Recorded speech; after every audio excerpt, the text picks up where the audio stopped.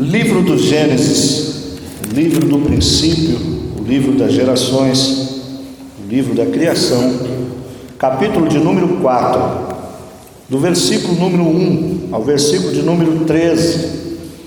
Você encontrou? Diga amém. Amém. Diz assim a palavra do Senhor: Conheceu Adão a Eva, sua mulher, e ela concebeu e teve a Caim. E então disse: adquiri um varão com o auxílio do Senhor. Tomou a dar à luz e teve a Abel, seu irmão. Abel foi pastor de ovelhas e Caim foi lavrador da terra. Ao cabo de dias, trouxe Caim fruto da terra, uma oferta ao Senhor. Abel também trouxe dos primogênitos das suas ovelhas e da gordura delas. Atentou o Senhor para Abel e para a sua oferta, mas para Caim e para a sua oferta não atentou o Senhor. E irou-se Caim fortemente e descaiu-lhe o semblante. E então lhe disse o Senhor: por que te iraste? E por que descaiu o teu semblante? Se procederes bem, não serás aceito, e se não procederes bem, o pecado jaz à porta, querendo conquistar-te, mas sobre ele deves dominar. E disse Caim ao seu irmão Abel: vamos ao campo. E estando eles no campo, Caim se levantou contra o seu irmão Abel e o matou. E disse o Senhor a Caim: onde está Abel, o teu irmão? E ele respondeu: não sei, acaso sou eu o guarda do meu irmão? E disse Deus: que fizeste? A voz do sangue do teu irmão clama a mim desde a terra. Agora, maldito és desde a terra, que abriu a sua boca para receber as tuas mãos o sangue do teu irmão. Quando lavrares o solo, não te dará mais a tua força. Fugitivo e errante serás pela terra. E então disse Caim ao Senhor: é maior o meu castigo do que eu possa suportar. Amém. Amém, meus irmãos. Graças a Deus. Meus irmãos, o Senhor colocou no meu coração mensagens, irmãos, que eu estaria ministrando na congregação aonde nós estávamos iniciando ali no Parque Guaianazes. E essas mensagens estão no meu coração. E eu disse: bom, o Senhor sabe para quem é, né?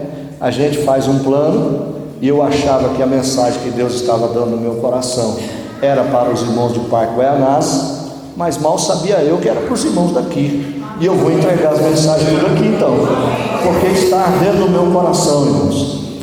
E se nós fôssemos falar do que é que vamos estudar aqui nas terças-feiras, eu diria que nós vamos estudar sobre prosperidade, mas não a teologia da prosperidade conhecida aí fora. Nós vamos falar da prosperidade bíblica que o Senhor nos ensina. Como é ser próspero na presença de Deus e qual é as diferenças entre prosperidade e riqueza.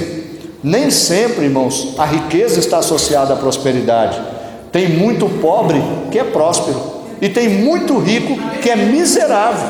E nós vamos ver isso lá nas cartas quando João escreve Apocalipse. Ele escreve a uma igreja chamada Laodiceia, que ela batia no peito e dizia: enriquecidos estamos e ricos nós somos. E Deus disse assim: enganados vocês estão, porque vocês não passam de cego, pobre, miserável e nu. Quer dizer, e alguma igreja que alguém dizia assim, como a igreja de Sardes, de Esmirna, por exemplo, alguém olhava para ela e dizia assim: essa igreja é miserável. E a própria igreja dizia assim: nós somos pobres. E o Senhor disse assim: eu olho para você e reconheço que você é pobre. E a tradução daquele pobre ali na Bíblia é miserável mesmo, é aquele que não tem nem o que comer. Aí Deus olha para aquela igreja e diz assim: eles dizem que vocês são pobres, porém eu digo que vocês são ricos. Assim somos nós, irmãos. Alguém pode olhar para nós e não dar nada, mas certo é, irmãos, que Deus, quando olha para cada um de nós, vê em nós uma riqueza, um tesouro inigualável, que foi guardado em vasos de barro, para que a excelência do poder deste tesouro seja sempre de Deus e não nossa. Louvado seja o nome santo do Senhor. Meus irmãos, os irmãos já viram, às vezes, algum pedido de casamento, alguém que se aventura e pega uma situação, às vezes na praça de alimentação de um shopping, às vezes numa rua movimentada, às vezes num show, sobe num palco, ou às vezes no meio de uma multidão, de repente o camarada faz alguma coisa para chamar a atenção. Quando aquelas pessoas param para ver, ele vai dobrando o joelho assim, arranca uma caixinha do bolso, abre assim, tem um anel, ele olha para a dona que ele está querendo pedir em casamento e diz assim: casa comigo. E muitas vezes acontece o quê? A moça olha para ele assim e diz assim: não, e vai-se embora. Aí eu te pergunto, como fica o coração de uma pessoa dessa, que foi rejeitada, que foi, irmãos, reprovada?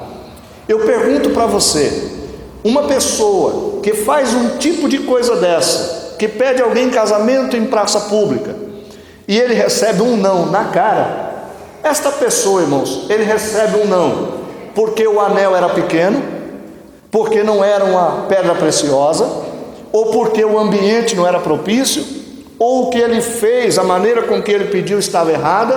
Por que é que ele recebe um não? Talvez você fique pensando em 1 milhão de coisas, mas o não será dado simplesmente, não porque o anel era pequeno, não porque não tinha valor, não porque foi numa praça, ou porque o ambiente não era apropriado. O não, ele vem porque, em primeiro lugar, a pessoa que disse não reprovou o presente, não reprovou o pedido, reprovou a pessoa que estava dirigindo o pedido. A mesma coisa se aplica no texto que nós lemos. Olha que coisa interessante. Quando nós olhamos para a palavra de Deus, nós percebemos no versículo de número 4, acompanha aí na sua Bíblia, quando Deus olha para a oferta de Abel, olha o que diz aqui: Abel também trouxe dos primogênitos das suas ovelhas e da gordura delas, e atentou o Senhor para a oferta? Não, atentou o Senhor para Abel e também para a sua oferta. Agora no versículo de número 5 vai dizer: mas para Caim, primeiro para Caim e depois para a sua oferta, não atentou o Senhor. Então perceba bem uma coisa: quando ambos trazem ofertas ao Senhor, em primeiro plano Deus não olha para a oferta, Deus olha em primeiro plano para o ofertante. Depois Deus contempla a oferta que ele trouxe. Em primeira instância, no culto desta noite, Deus não atentou para o nosso louvor, Deus não atentou para a nossa oração, Deus não atentou para a contribuição que eu tirei do meu bolso. Não foi para isso que Deus atentou em primeiro plano, mas foi como eu adentrei por estas portas, com qual coração eu pisei a esta casa, é que Deus contemplou em primeiro lugar, para depois então receber aquilo que eu estou ofertando. Os irmãos estão entendendo isso? Observe bem uma coisa: atentou o Senhor Deus para Abel e para a sua oferta. Primeiro Deus contemplou, escaneou a vida de Abel. Depois Deus escaneou a oferta de Abel. Aí Deus disse assim: eu aprovo o Abel e aceito a sua oferta. Mas quando ele passou um scanner na vida de Caim, ele disse assim: não, Caim eu reprovo, e a sua oferta eu rejeito, não aceito, não quero. Mas por quê? Algumas objeções são colocadas. Primeiro, alguém vai dizer que Deus não recebeu a oferta de Caim porque, em primeiro plano, Caim não trouxe um animal, porque ao derramar o sangue era sinal de uma aliança com Deus. Mas não é bem isso, porque a Bíblia nos ensina no livro de Levíticos e Deuteronômio acerca das leis de sacrifício e adoração a Deus, que uma pessoa que tinha boas condições financeiras, quando ele ia ofertar a Deus, ele trazia um boi, trazia lá uma vaca, um gado grande, e ofertava a Deus. Quando a pessoa tinha uma situação estável, era uma situação mediana, ela trazia um cordeiro, uma cabra, um cabrito, um carneiro, ela trazia e ofertava. Mas quando a pessoa era bem pobrezinha, ela trazia ali uma pombinha, trazia uma rolinha, trazia ovos. E se tivesse uma oferta pacífica, Podia ser uma oferta de cereais, podia trazer legumes, podia trazer verdura, podia trazer o trigo, podia trazer a cevada, podia trazer o que quisesse. Então não era essa a questão. Quando se falava de oferta de libações, era só derramar um unguento, um perfume, um óleo precioso, e derramava-se na presença de Deus, e Deus aceitava da mesma maneira. Então, a importância do que está sendo dito aqui, não é em relação ao que se está ofertando, mas com qual coração se está entregando a oferta. Perceba bem uma coisa: quando Deus olhou para a oferta de Caim, Deus não atentou para Caim e não atentou para a sua oferta, porque a maneira pela qual Caim ofertou não era a maneira que Deus se agradava. Então existe uma maneira que Deus se agrada da nossa oferta, da nossa contribuição. E quando eu falo de oferta e de contribuição, eu não estou relacionando isso somente com dinheiro. Eu estou falando da oferta que você fez hoje aqui, do seu tempo nesse culto. Eu estou falando da oferta que você fez, do louvor e da adoração que você já emanou ao Senhor. Eu estou falando dos glórias a Deus que a sua boca já deu, da exaltação que você já apresentou diante de Deus. Eu estou falando de uma oferta que a sua vida pode proporcionar a Deus. Com qual coração esta oferta está chegando a Deus? Eu olho para aqui e vou entender então que existe uma maneira correta de se ofertar. Então não foi pelo que ofertou Abel e Caim que Deus atentou ou não para a oferta, mas foi como eles ofertaram.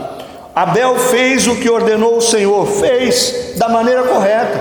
Ele apresentou um animal, mas não porque ele apresentou um animal, mas sim porque ele teve o cuidado de separar este animal. Observe bem que a Bíblia fala que ele ofertou o primogênito das suas ovelhas. Olha só o que certamente Abel teve o cuidado de fazer. Ele olhou no meio do seu rebanho, como o primeiro pastor da história. Ele olhou lá no meio do rebanho, achou aquela ovelha gorda, bonita, viçosa, branquinha, sem mancha nenhuma. Cuidou dessa ovelha à parte. Quando aquela ovelha, que era muito boa, bonita, viçosa, gorda, ela deu a primeira cria, ele pegou aquele cordeiro e começou a cuidar daquele cordeiro, o primogênito das ovelhas. O primeiro ovelhinha, ele começou a cuidar dela à parte. Ali ele teve um zelo com aquela ovelha. Ali ele não deixou pegar carrapicho, ele espantou as moscas, ele não deixou ela junto com as outras ovelhas para que ela não se machucasse, para que ele não ofertasse uma ovelha com pata quebrada, com o olho furado, com uma lascada no chifre, ou faltando pelo, ou com sarna. Ele não fez isso. Ele cuidou dela totalmente à parte. Ele zelou, ele alimentou, ele escovou o pelo, ele lavou para que no dia do sacrifício aquela ovelha estivesse branquinha. Certamente ele engordou esta ovelha, ou seja, ele cevou a ovelha. E no dia em que ele foi apresentar este sacrifício, ainda a Bíblia diz que ele, junto com a sua ovelha primogênita, ele levou também da gordura das ovelhas. Então ele não ofereceu uma ovelha só. Ele ofereceu uma ovelha ao Senhor, mas ele matou outras ovelhas, para que ele pudesse, junto com aquela ovelha que ele preparou para o sacrifício, ofertar também a gordura. Eu fico imaginando o trabalho de Abel, pegando cada ovelha que ele foi alimentando, vendendo, negociando, ele guardando a gordura. Cheirava, via se não estava rançosa, via se no fogo ia fazer um cheiro bom, se não ia fazer muita fumaça. Certamente ele teve todo esse cuidado. E quando ele apresenta o seu sacrifício a Deus, a Bíblia diz que automaticamente, ele vindo para o altar, Deus olhou para Abel, prestou atenção em Abel. Ele viu a forma que Abel se dirigia para o altar. Quando nós viemos à casa do Senhor, irmãos, quando eu estou me preparando lá na minha casa, quando eu vou pensando, que oferta eu vou dar no culto? Os irmãos vão ver uma coisa, eu sempre trago minha oferta já nesse bolso aqui, ó. Isso é uma coisa minha, particular meu. Eu sei o quanto eu vou dar de oferta antes de chegar no culto, porque eu já planejei o meu culto na minha casa. Deus contempla Abel saindo lá da onde ele estava já com a ovelha. Deus está vendo ele vindo pelo caminho, ou contemplando os passos dele. Quando ele chega no altar, Deus já passou um scanner nele, diz assim: esse está aprovado. E aí quando ele põe a oferta no altar, o fogo desce e consome a oferta, e todo aquele povo viu, e a oferta foi aceita de Deus. Deus aceitou, aprovando Abel, e aceitou a oferta que foi agradável aos olhos de Deus. A mesma coisa é verdadeira e acontece conosco. Ao virmos a este culto, prestar um culto de adoração a Deus, o Senhor veio contemplando a nossa conversa no caminho, o que é que viemos falando, de quem viemos falando, o que viemos falando, o que era a intenção do meu coração em entrar aqui. Eu quero ver se aquele magrelo prega mesmo, se não prega, vamos ver se ele fala direitinho, se ele não fala, pode, se não for também do jeito que eu quero, já vai. E Deus estava vendo tudo isso. Por outro lado, tem outro que vem assim, dizendo assim: Senhor, dá graça ao pastor Ronaldo, para que ele possa, Senhor, conduzir um bom culto, para que ele nos alimente com uma boa palavra. E Deus estava contemplando isso também. As nossas falas, o nosso coração, tudo isso é conhecido diante de Deus. Diferente do Caim, que a Bíblia diz que ao cabo de dias, aí você pode entender ao cabo de dias, no final do dia. Ele não acordou cedo, ele não madrugou, ele não teve problema nenhum, ele tocou a vida com o que tinha no secular. Depois ele se preocupou em adorar a Deus. Mas ao cabo de dias, o mais correto é finalzinho do mês. Ele lembrou: puxa vida, tem que sacrificar a Deus. Tem que fazer um sacrifício. Só que o mês já tinha passado, era final dos dias, era cabo dos dias. Aí diz assim: bom, já que tem que ofertar a Deus, todo mês eu faço. Aí a Bíblia diz que ele foi e pegou do fruto da terra e trouxe ao Senhor. Diferente, irmãos, da gente ler o seguinte: Caim não colheu do que plantou. Percebe a diferença? Ele não fez uma colheita daquilo que ele arou a terra, que ele plantou, que ele suou para produzir. Ele trouxe do fruto da terra. O que a terra produziu, ele falou assim: não, isso aqui tá bom, vamos pegar isso aqui e tal, e levou e colocou no altar. Deus, quando olhou para aquilo, Deus disse assim: eu não aprovo esse jeito, eu não quero esse tipo de oferta, não é assim que eu me agrado. Quando nós, irmãos, cumprimos aquilo que é chamado protocolo, Deus não está nem aí com protocolo, irmão. O que Deus quer ver em mim e em você é a sinceridade do nosso coração quanto à oferta que trazemos na presença de Deus.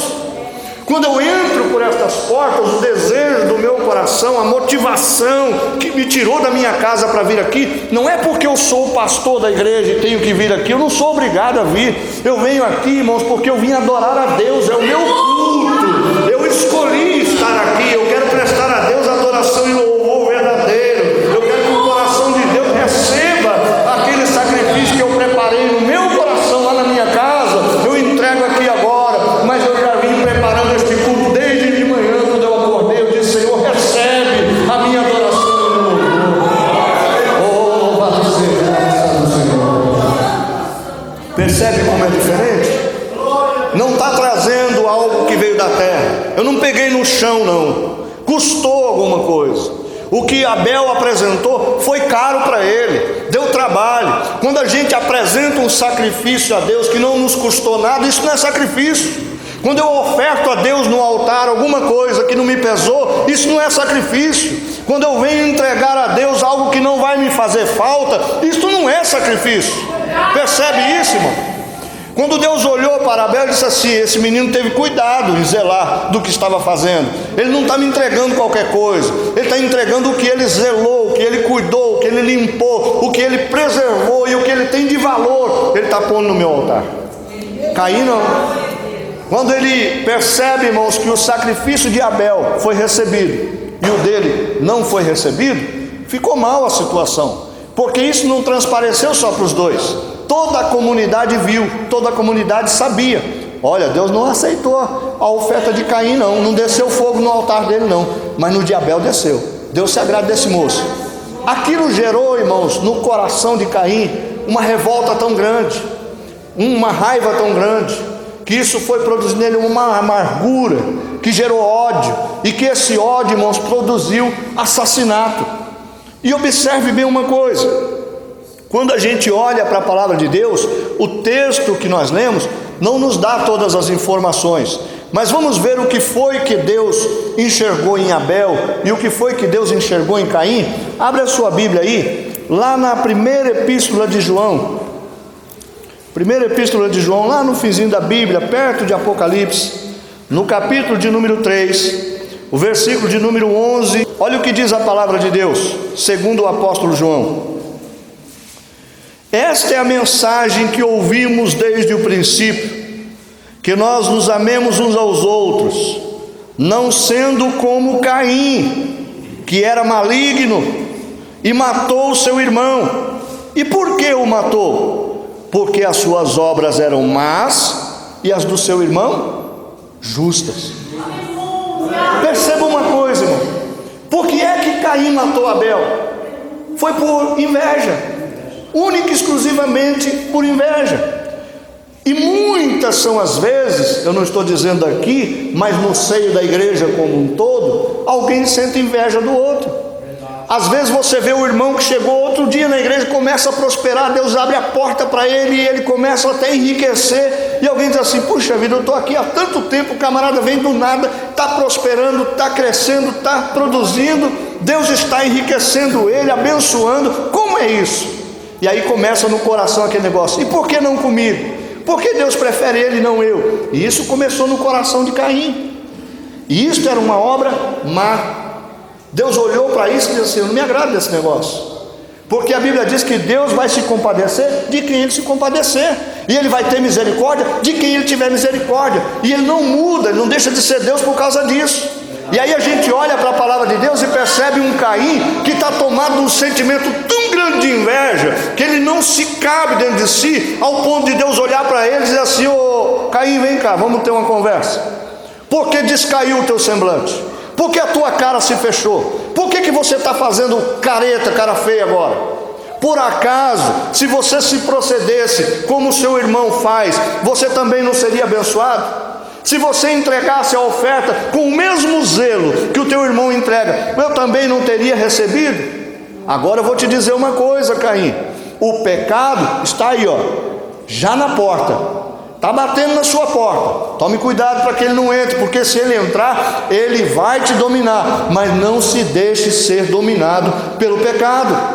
Que pecado Deus está falando aqui? É o pecado da inveja, é o pecado da avareza, é o pecado da mesquinharia, é o pecado, irmãos, da ganância. Você quer ver uma coisa? Abre a sua Bíblia comigo, na carta de Judas. Pula só um pouquinho para frente de João, você já vai achar Judas, é uma folhinha só aí. Judas, no capítulo de número 11, para nós conhecermos um pouco do que tinha no coração de Caim. Caim é aquele moço que Deus está advertindo a vida dele, e ele está dando de ombros. Ele está dizendo assim: não estou nem aí, isso não quero nem saber. Ele está tão endurecido pela inveja, pelo sentimento de ganância, por querer ganhar alguma coisa. Sabe por que ele pegou da terra e levou? Porque ele queria ganhar com isso. Irmãos, se tem uma coisa, lembrando do início da mensagem, quando alguém diz assim: quer casar comigo? E aquela pessoa, às vezes, lá do outro lado, fica constrangida, porque tem um monte de gente. Aí vê o valor do anel e diz assim: nossa, o anel é caro, é bom. Aí acaba aceitando. O que ele fez? Ele se vendeu por aquilo que ele viu. Mas com Deus não é assim. Você pode ofertar o que você quiser, você pode fazer da maneira que você quiser, você não vai constranger o coração de Deus com a sua oferta. O que constrange o coração de Deus é quando Deus olha para a vida do homem, da mulher, e vê nele um coração quebrantado, um espírito contrito, um verdadeiro adorador na presença de Deus, tem temor de Deus. Ele não faz as coisas de qualquer maneira. Mas quando a gente olha aqui para o texto de Judas, no versículo 11, olha o que acontece aí. Ai deles quem? Daqueles que estão trilhando o mesmo caminho de Caim. Entraram pelo caminho de Caim. Quais são os caminhos de Caim? Vamos ver aí. Primeiro dos caminhos de Caim: movidos pela ganância. Observe uma coisa: tem gente que serve a Deus, mas ainda está no caminho de Caim, porque o coração não está sendo movido com as coisas do céu. Ele está aqui, mas o interesse é enriquecer. Você sabe de pessoas que servem a Deus e diz assim: não, eu vou dar a oferta de 100 para que Deus me dê 1000. não tem um negócio desse pelas TV por aí? Você liga o rádio, não é isso que fala todo tempo? Você precisa trazer a tua oferta aqui no altar para que Deus... Isso é mentira, isso é pilantragem em nome de Jesus. Não é assim que funciona. Deus não se vende por oferta. Deus abençoa, irmãos, aquele que tem sinceridade no coração. A minha oferta é voluntária, a minha alma se move por gratidão daquilo que Deus já fez pela minha vida. Então, quando a gente olha para cá, a gente percebe que um dos caminhos que Caim estava tomando era o caminho da ganância. Esse negócio de só querer ganhar com Deus, irmãos, nós perdemos também. Sabe, irmãos, eu já enterrei gente que eu amava, eu já fiquei desempregado 2 anos, eu já adoeci, eu já vi pessoas, irmãos, próximas a mim morrerem de câncer, e eu orar todo o tempo e não acontecer nada. Aí você diz assim: e Deus não estava nesse negócio? Deus estava e não deixou de ser Deus, e Ele faz como quer, e se Deus quiser curar, Ele vai curar, e se Ele não curar, Ele vai continuar sendo Deus. A minha oferta independe do que Deus venha a fazer, porque o que Ele tinha para fazer por mim, Ele já fez lá na cruz do Calvário, e já me garantiu a vitória. Somos mais do que vitoriosos em Cristo Jesus. Oh, louvado seja Deus. Olhe bem para a palavra do Senhor. Um dos caminhos então era o caminho da ganância. Vou pegar do fruto da terra mesmo, não preciso plantar, não preciso colher, não preciso ficar cuidando de ovelha, pego daí, já está pronto, vou lá e levo. Deus não quer do que você tem pronto, irmão. Perceba bem, uma vez Jesus estava sentado bem na beiradinha do púlpito assim, e na frente a caixinha de ofertas do altar, o gasofilaço, e está aquela fila de gente entregando as ofertas, e saiu, e grandes quantias foram colocadas ali. Daqui a pouco levanta aquela velhinha do cabelo branquinho, viúva, vem caminhando, irmãos, talvez com uma dificuldade tremenda, enfia a mão no bolso, vasculha para tudo quanto é lado, acha 2 moedas, joga uma, joga 2, quando ela acaba de jogar, que ela vai saindo, para tudo. O que foi, Jesus? Olha, esta mulher aí que está indo embora agora, ela deu mais do que todo mundo aqui junto deu. Aí o camarada, eu vi outros colocando grandes quantias aí, essa mulher só jogou 2 moedas. Aí diz assim: não, senhor, você está enganado, ela não jogou só 2 moedas, porque todos que deram grandes quantias, deram do que lhes sobrava, não fez falta nenhuma a nenhum deles, mas esta mulher jogou tudo o que tinha dentro da sala. Percebe a diferença do coração dos ofertantes? O scanner de Jesus não estava funcionando ali naquela hora? Você pensa que ao entrar nesta casa, Jesus não está olhando a forma que você conduz o teu culto? Você acha que aquilo que você está ofertando a Deus, Deus não está levando em consideração? A dificuldade que você passou hoje lá no trabalho, a condução que você pegou, talvez não deu tempo de tomar um banho, de jantar, e você veio mesmo assim. Deus está contando com isso, Deus está escrevendo este negócio, não vai ficar esquecido de Deus. Deus tem recompensa para a sua vida. É nisso que eu creio, porque é nisso que a Bíblia ensina. Então, quando eu olho para aquela velhinha que jogou 2 moedas, ela não jogou 2 moedas. Talvez ela deixou de comprar o pão para os netos, talvez ela deixou de comprar a última mistura que tinha para o dia. Ela falou assim: mais importante do que eu comer hoje é dar aqui para o Senhor, porque Ele vai poder viajar e entregar esta palavra em outro lugar. Que coração maravilhoso! É este o tipo de coração que eu peço para que Deus me dê todos os dias. Senhor, que esta avareza nunca me pegue, que esse negócio de ganância, Deus, de querer ganhar, de querer ter, de querer sempre multiplicar, chega disso, Senhor. Basta a mim o pão de cada dia. Então eu olho para a palavra de Deus e percebo um segundo caminho aqui. Eles foram levados pelos erros de Balaão. O que era o erro de Balaão? Balaão, irmãos, foi aliciado por Balaque. Balaque comprou o profeta, deu presentes, deu joias, disse assim: amaldiçoa o povo de Israel para que a gente possa entrar lá e conquistar a terra. Aí Balaão olhou bem esse negócio, profeta meio caído, mas profeta, né? Ele disse assim: olha, rapaz, tem um negócio aqui, eu até estou de olho no seu dinheiro, mas não dá para amaldiçoar aquele povo que Deus abençoou. O que Deus abençoou, ninguém pode amaldiçoar. Que coisa linda, que palavra maravilhosa para a sua vida aqui hoje, irmão. Você entrou aqui hoje, você é abençoado por Deus,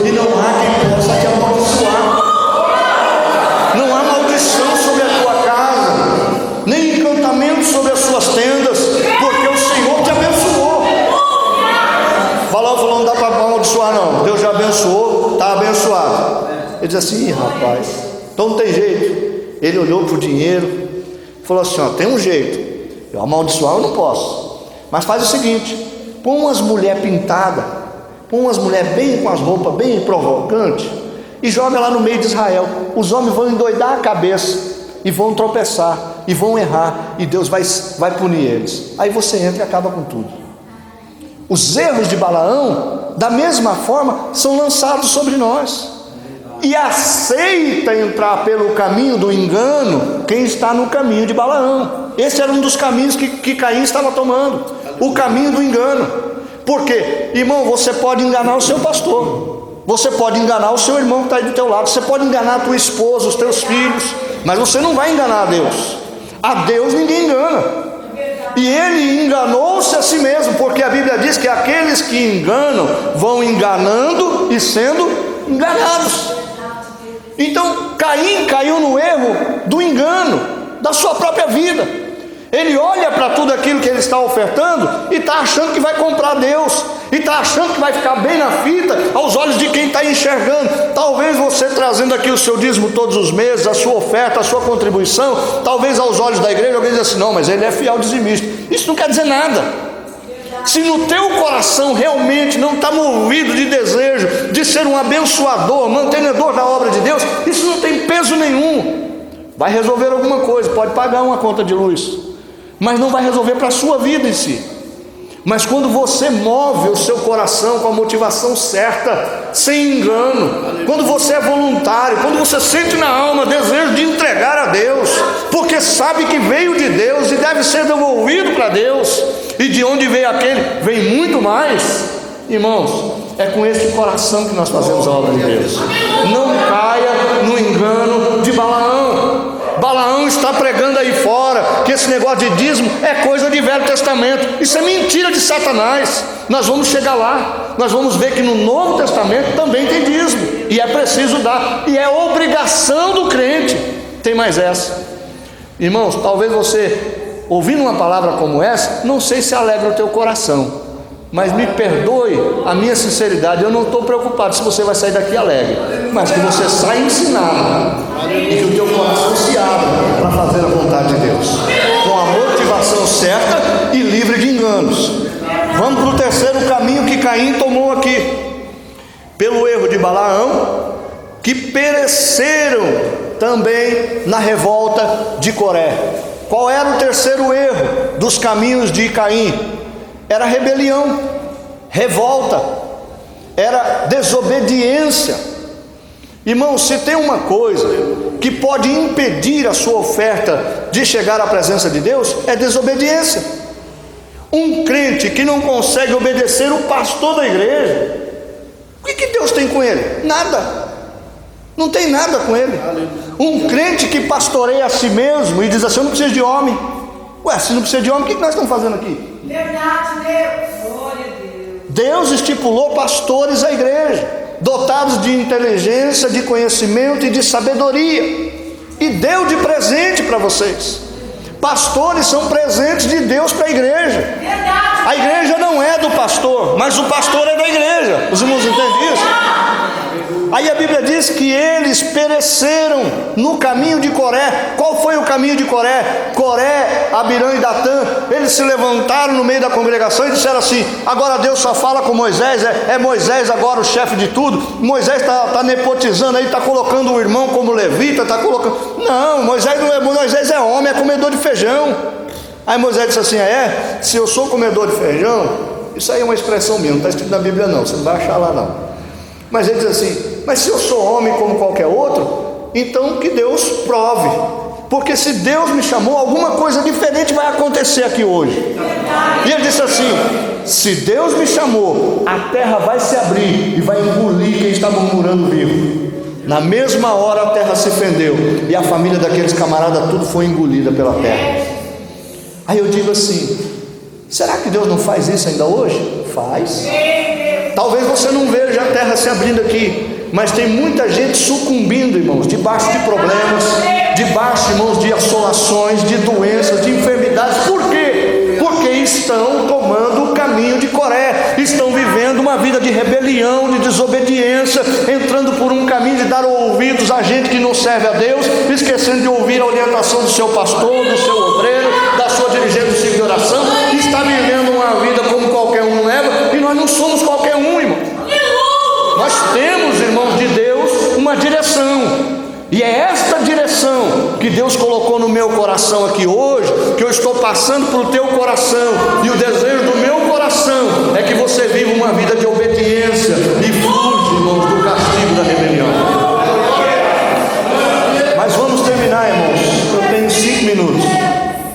Abra sua Bíblia em Hebreus, volta um pouquinho para trás agora, só um pouquinho você já chega em Hebreus. Hebreus no capítulo de número 11 e o versículo de número 4. Nós falamos de Caim. Caim era maligno, matou o seu irmão só porque ele era mau. Ele não suportava a inveja de ver as obras dele que era ruim comparada com as obras do irmão que era boa. Irmão, quando você vê um irmão que está se dando muito bem na vida, fica com inveja dele não, copia ele, não é pecado não. Está dando certo para ele, pode dar certo para você também. E o caminho ainda é pôr joelho no chão, boca no pó. Talvez assim ainda haja esperança.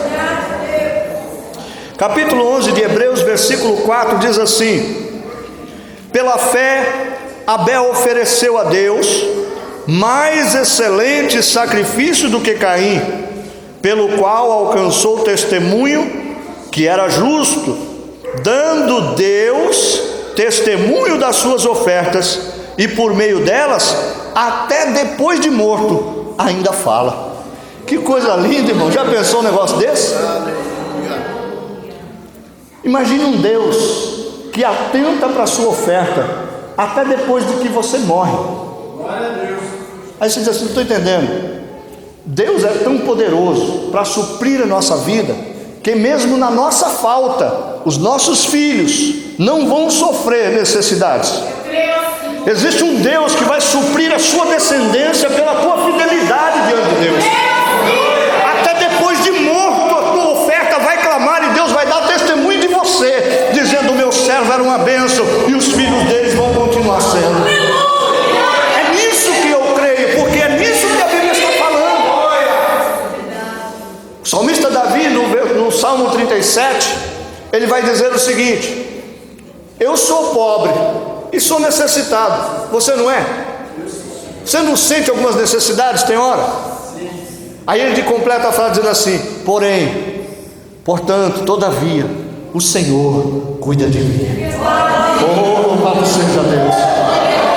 No Salmo de número 40, o salmista Davi vai dizer assim: e tem uma coisa, eu já fui mocinho também, fui moço, hoje eu sou velho, mas nesse tempo de vida que eu tenho, eu nunca vi um justo mendigando pão, e nem a sua descendência padecer necessidade. O nosso Deus é Deus de providência, o nosso Deus é Deus de provisão, o nosso Deus é Deus que move para a nossa vida, mas move também para aqueles que são nossos. Esse é o Deus que nós estamos pregando nesta noite.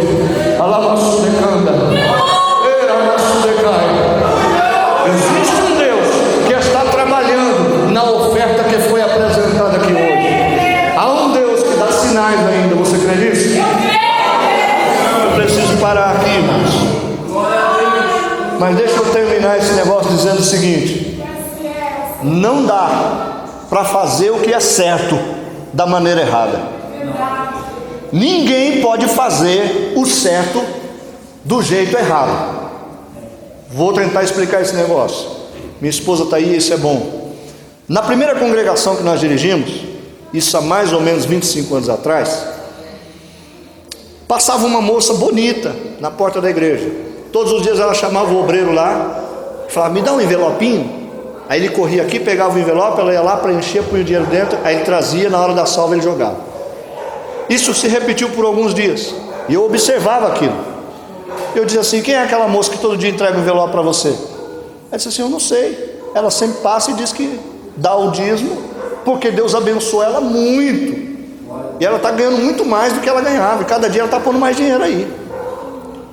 Eu digo assim: o dia que ela passar e te der o envelope, pedir o envelope, Fale para ela entrar pelo menos um minuto, que eu quero falar com ela. E aí o dia ela passou, e eu fui lá conversar com ela. E eu disse assim: moça, eu queria te agradecer, porque você coopera com a gente, é uma bênção. Mas você é crente? Não. Você não tem desejo de ser crente? Tenho. E o que está te impedindo? É a minha profissão. Eu falei: qual é a sua profissão? Eu sou prostituta. Eu digo assim: mas, ué, que negócio é esse? E eu estou dando dízimo agora, e os meus clientes estão aumentando. Eu digo assim: ué, que negócio é esse, irmão? Eu disse assim: isso é uma mentira de Satanás para o teu coração, moça. Isso é o diabo que está pondo isso na sua mente. Deus não quer o seu dízimo, não. Não é assim que Deus trabalha. Você poderia ser abençoada sim, com um dízimo honesto, de trabalho decente, sem adultério, sem destruir famílias de outras pessoas. Não é assim que Deus trabalha.